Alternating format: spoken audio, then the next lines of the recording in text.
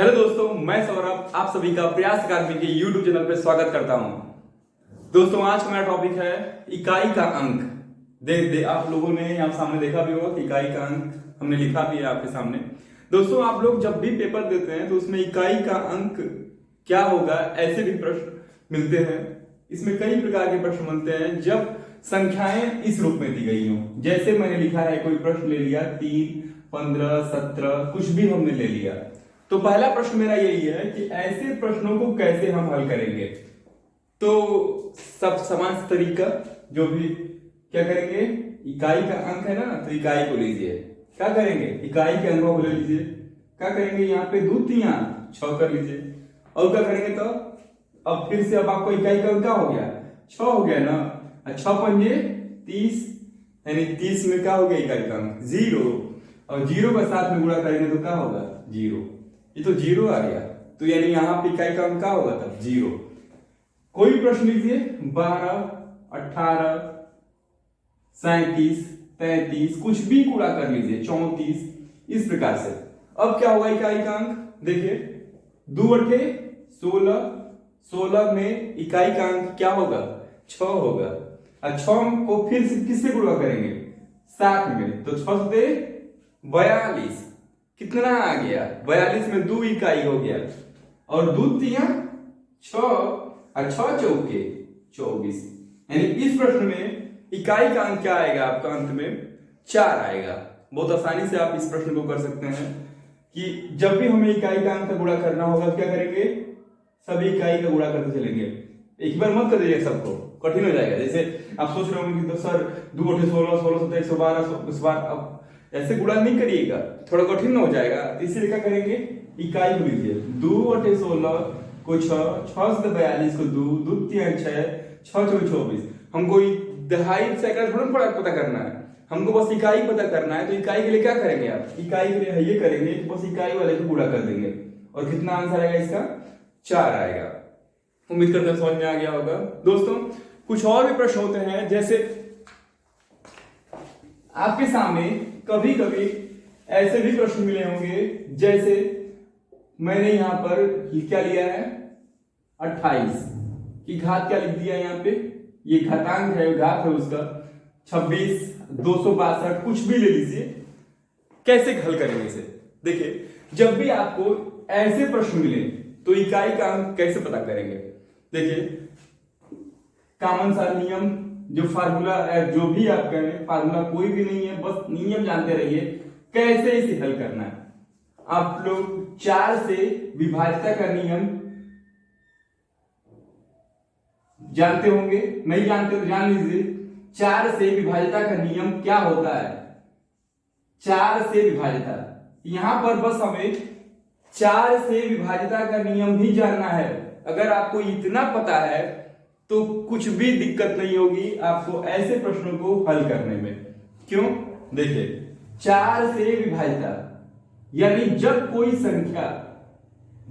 संख्या कितनी भी बड़ी हो उससे कोई फर्क नहीं पड़ता कितनी बड़ी है, बस क्या करना है, अंतिम 2 अंक को 4 से भाग करिए।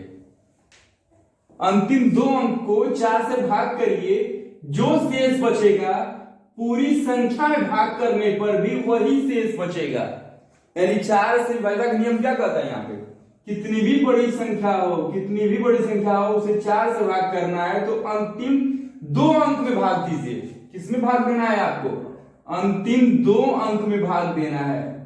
अंतिम 2 अंक में भाग देने पर जो शेष बचेगा पूरी संख्या में भाग देने पर भी वही शेष बचेगा।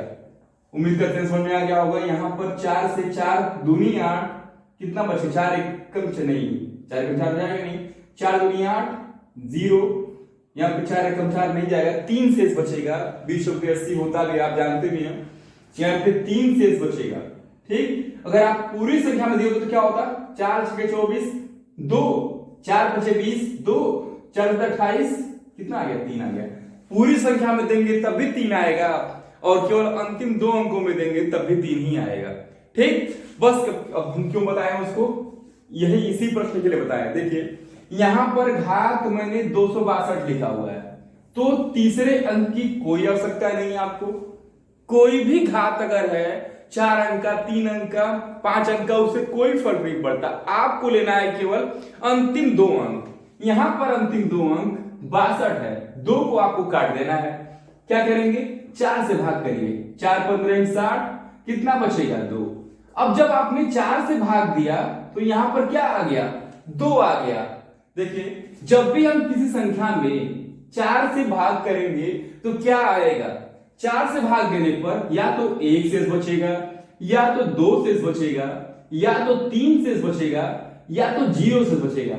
मतलब वो संख्या क्या होगी, 4 से कट जाएगी। कहने का मतलब जैसे ये 5 है, 6 है, 7 है, 8 है, जब मैं इस 5 में 4 से भाग करूंगा तो शेष आएगा 1, 6 में भाग करूंगा शेष आएगा 2, 7 में भाग करूंगा शेष आएगा 3, और 8 में भाग दूंगा तो 4 दूनी 8, यानी वो कट जाएगा, 0 शेष बचेगा। ठीक, उम्मीद करते हैं समझ में आ गया होगा आपको। यानी जब मैं 4 से भाग किया तो क्या क्या शेष बच सकता है, आपको शेष बच सकता है 1 2 3 और 0। बस यही ध्यान देना है कि जब भी आपके सामने 0 शेष आवे ना, जब भी आपके सामने है 0 शेष आवे तो 0 मत लीजिएगा, क्या कर देंगे उसको ना 4 करिएगा। क्या करेंगे, 4। इसका भी कारण होता है, क्यों 4 ही करते हैं, क्यों 4 लेते हैं वहां पे। अरे भाई 1 2 3 और 0, तो 4 या तो 0 बचेगा या तो उसको 4 हम लिख दिए, तो 0 मत करिएगा, क्या करिएगा 4। 0 लेंगे, अगर हम 0 कर देंगे तो गलतियां हो जाएंगी। क्यों गलती होता है वो हम बताएंगे अभी आगे आपको कि क्यों 0 करने पर गलती होता है। हम जानते हैं कि किसी भी संख्या की घातांक क्या होती है, अगर 0 हो जाए तो उसका मान 1 होता है। लेकिन अगर हम ये प्रश्न लिए हैं, 22 लिए हुए हैं, और यहां पर हम इस तरीके से कर दिए, क्या किए 20 घात लिए, तो 4 बचे 20 हो गया, और वो आ गया घातांक पर कितना 0, यानी इसकी जगह पर क्या आ गया 0। और आप कहेंगे सर किसी संख्या का घातांक अगर 0 हो तो क्या कर देंगे, उसे तो 1 करते हैं। अब आप ही बताइए, 2 का पहाड़ा कब वो पढ़ेंगे तो 1 आएगा, कबो नहीं आएगा। इसीलिए जब भी सम संख्या रहेगी वहां पर वो दिक्कतें होंगी और ये रूल फेल हो जाएगा आपका। इसीलिए मैं कह रहा हूं कि 0 नहीं लेना है, 0 की जगह पे क्या करना है आपको, 0 की जगह पे आपको 4 लिख देना है। देखिए इस 4 के लिए एक और हम नियम बता रहे हैं कि कुल डिजिट कितनी होती है, डिजिट्स कितनी होती है, डिजिट्स कुल मिलाकर के 9 होती है। 9 कि 10 होता है। देखिए 10 कैसे होता है, क्या क्या होता है, 0 1 2 3 4 5 6 7 8 और 9, ये डिजिट हो गई, पूरी मिलाकर कितनी हो गई है 9, ये और एक ये, कुल मिलाकर कितनी हो गई 10। जब 0 को 4 बार गुणा करेंगे, 4 बार नहीं 40 बार कर लीजिए, 4 बार करेंगे तब भी क्या आएगा 0 आएगा। 1 का गुणा 4 बार करेंगे तब भी क्या आएगा 1 एकम 1 एकम 1, क्या आएगा 1। इसे कहते हैं क्या, चक्रीयता। चक्रीयता, इस 4 से भाग देने के पीछे एक कारण ये भी है चक्रीयता का। ये चक्रीयता होती क्या है, जब मैंने इन डिजिट को लिया तो जब भी कभी आपका इकाई का अंक आवेगा उस जगह पे इसके अलावा कोई अन्य अंक नहीं आ सकता। यही 10 अंक आपको इकाई के स्थान पर मिलते हैं। और हम आपको बताना चाहते हैं कि जब भी आप 4 बार इनका गुणा करेंगे तो क्या आएगा।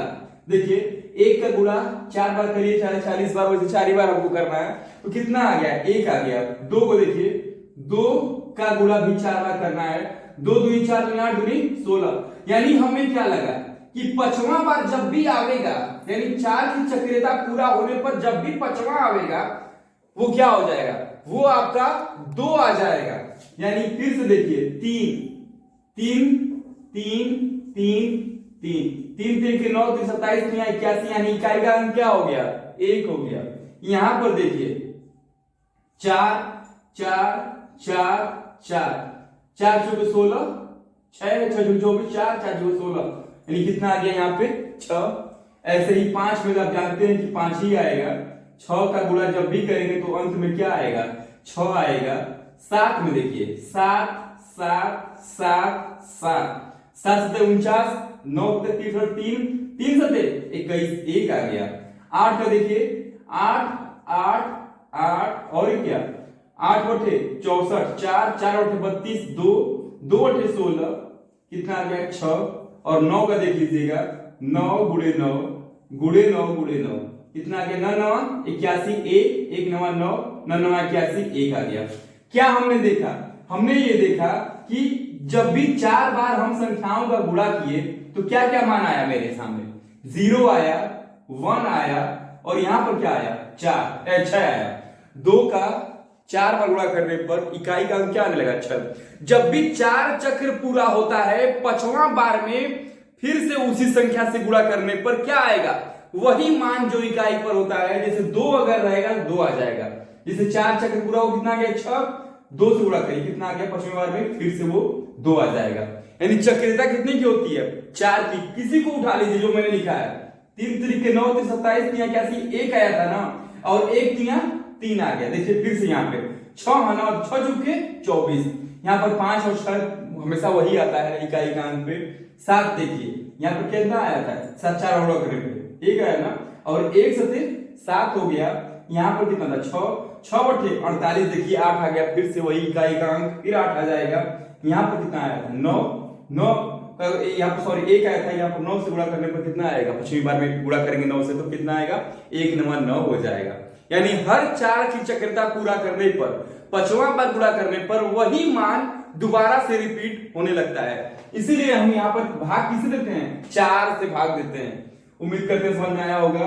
हमने क्या बताया यहाँ पे, हमने ये बताया कि जब भी कोई घात दिया हो उसे आपको 4 से भाग करना है, और 4 से विभाज्यता का नियम ये कहता है कि केवल आपको अंतिम 2 अंकों में भाग देना है। जब 2 अंकों में भाग देंगे जो भी शेष बचेगा उसे ही यहाँ पर लिखना है। यहाँ पर क्या लिखना है, भाग देने पर शेष लिखना है। देखिए भागफल मत लिखिएगा, शेषफल लिखना है। जो शेषफल होगा वही उसकी वास्तविक घात होगी। क्या होगी, वही उसकी वास्तविक घात होगी। जैसे इस प्रश्न के लिए 28 था तो इसकी वास्तविक घात कितनी हो गई 2 हो गया, और 8 का वर्ग मतलब 8 गुणे 8, यानी इकाई का अंक क्या होगा 64 में इकाई का अंक 4 होगा। इसलिए इस प्रश्न का उत्तर कितना होगा 4 होगा। ध्यान रखिएगा 28 की घात इतनी दी हुई थी, 4 से भाग करने पर 2 आया, 2 वास्तविक घात हो जाएगा इसका, जो शेष बचा 2 वही उसकी वास्तविक घात होगी। यानी 8 का दहाई से कोई मतलब नहीं है, इकाई को लेना है केवल आपको। 8 गुणे 8 64 कर दिए। हम अन्य प्रश्नों को लेते हैं, देखें कैसे करें इसे। यहां पर मैंने लिया 27। आप जरूरी नहीं, आप ये मत सोचिए छोटा सा संख्या लेते हैं, हमें छोटा बड़ा से कोई फर्क नहीं पड़ता। आप 4 अंक की लेंगे तब भी मुझे चाहिए केवल क्या इकाई का। इसके पहले अगर हम कुछ भी बड़ा लिख दे संख्या 15 और 27 लिख दें तो इससे कोई फर्क नहीं पड़ता कि ये क्या लिखी गई है, बस फर्क पड़ेगा किस पे, इकाई पे। यहां पर 881 लिखे हैं, यहां पर सैकड़े से कोई फर्क नहीं, केवल क्या करना है आपको दहाई तक के अंकों को लेना है। 4 से भाग करेंगे कितना शेष आएगा 1 शेष आएगा, और 1 जो होगा ये जो शेष 1 होगा यही आपकी क्या कही जाएगी वास्तविक घात कही जाएगी। 7 पर 1 का मतलब इकाई का क्या होगा ये 7 होगा। उम्मीद करते हैं आपको ये प्रश्न समझ में आया होगा। मिलते हैं आपको अगले वीडियो में और अगले टॉपिक के साथ। चैनल को लाइक सब्सक्राइब और कमेंट करना ना भूलें। जो भी कमी हो हमें बताइए, हम उसे दूर करने का प्रयास करेंगे। Thank you.